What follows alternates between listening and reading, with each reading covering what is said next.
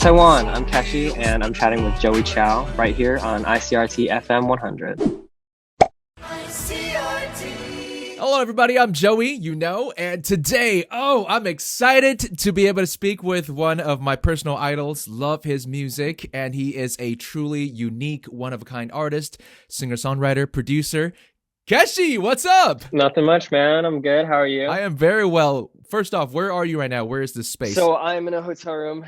This is in Los Angeles. I am gearing up to shoot another music video in a couple days. So I'm in town early to make sure we have everything down pat. We're very excited about that. Another music video, which means another single. Yeah. And of course, the album comes out March 25th. Right. Are you excited about your first LP? I'm very, very excited. It's hard to describe. Sometimes I'm nervous about it. Sometimes I'm just maybe this isn't the right album. Maybe it's not what I want to showcase. And then other times I'm on top of the world. I'm like, this is the greatest album in the world. And I think it just stems from the fact that I care and the fact that I love the music so much. It's so much better of a feeling than making music and feeling about it and not feeling nervous about it. Yeah, that means that you're not super committed to how it's going to turn out. I agree. And I think there's an extra layer on top of this. Having followed your music for a while, I feel like the EPs, the singles, although they tell a very personal story, and that's what the community loves about you, there's always a bit of a distance, I feel like, between the real Keshi and the Keshi we got to know. No, absolutely. So do you feel like this LP is going to be more bare bone, all of you? Absolutely. You actually hit the nail on the head. Okay. That's 100% correct. I feel like for a lot of the music that I make as Keshi, I'm writing as Keshi, but for this particular album, I'm writing about it.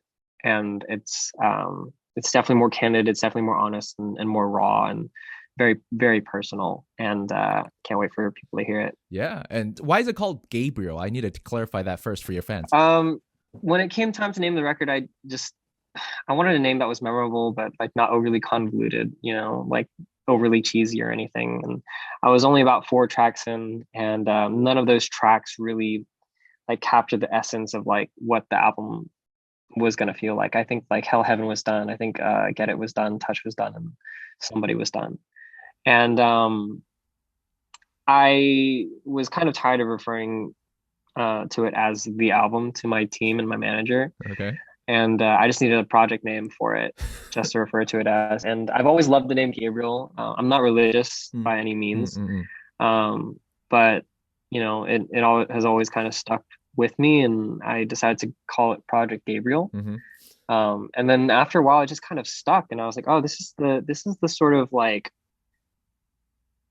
non overly contrived name that I've been looking for this whole time. It's just right in front of me. Why don't we just call the album Gabriel? It doesn't have to be overthought. It can just be naming a child. Why does it have to be any different? True. So it just kind of stuck, and I fell in love with it. It's memorable, right? I feel like everyone's wondering about it, and they're like, oh, okay. But I feel like it'll be an album that will be around for years to come. I'm hoping that it's timeless for people. When we ask those kind of questions, why is it called this for the album? Sometimes we hope that the artist has something really deep to say, but I like your story even more. It's just sort of a placeholder. For sure. It's a name that you like, right? Yeah, that's all it has to be. It's not so much about the name, it's about the music at the end of the day. So speaking of names, I need to clarify for fans or people who just jumped onto your music that Keshi is not your real name. Your real name is Casey. That's right. And the reason that it's Keshi is because it's sort of a nickname given to you by your fiance's parents, right? Yeah, that's right. Yeah, by her parents, and we were childhood friends growing up. So when I went over to her house, they would call me Casey in their native tongue, which would be Keshi. And when I made my SoundCloud account, I could have chosen any sort of name, but I just chose a name that was kind of personal and not identifiable to me, in any regard, because I want to stay anonymous. And here we are now. It's not anonymous at all. So their family is Japanese. They are Japanese, yeah. Doesn't the word Keshi means eraser in Japanese or something along those lines? Yeah, that's Keshi, Keshi. So there's a difference. But Yeah, that's like the full way of saying it, but like the way that it's spelled for me is like there's like an elongated for each like vowel, so it's more like Keshi. So both of them are elongated.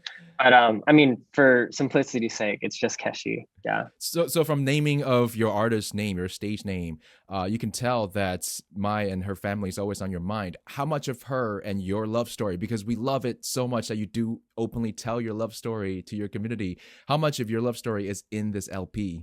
There is a track that is dedicated to us, on there, like, and a lot of her is in it in the sense that like I'm writing the music from a perspective in which like I have to consider that she's there,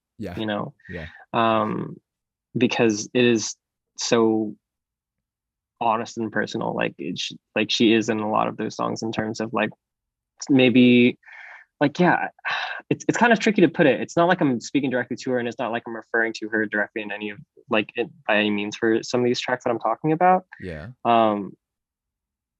But in the tracks in which I'm talking about like something that I'm going through or a problem, like she's in it in like that essence, in which I have to consider her as like in this new life that I'm kind of taking on. So we can feel along with you her presence in the room, which I think is awesome. Yeah, for sure. No, absolutely. Yeah. Well, there are 3 tracks out as singles. Now the album drops March 25th, and you've gone on and named the whole entire tour after the 7th track, Hell and Heaven. Yeah. So I'm wondering, why is it, and does it have any connection with the War in Heaven track that you did for Shang-Chi's soundtrack, or is it something else on its own? No, zero connection to that song. I didn't have a part in writing or producing that track, as amazing as it is and as grateful as I am to have been a part. Hell and Heaven is a song about a lot of the records have like I'm processing my life recently. And Hell and Heaven in particular is about like how blessed I am with all the success and with popularity growing and everything. I was feeling on top of the world and how I feel like I can do anything that I want to, but at the same time I feel stifled because there is a trade-off that I give in terms of my personal time and my privacy. Yeah. And then it started to become, really suffocating for me. But at a certain point, life is kind of what you make of it and how you perceive it. Yeah. I mean, there's definitely pros and cons, and like, there's good parts and bad parts, but you take it, like all together.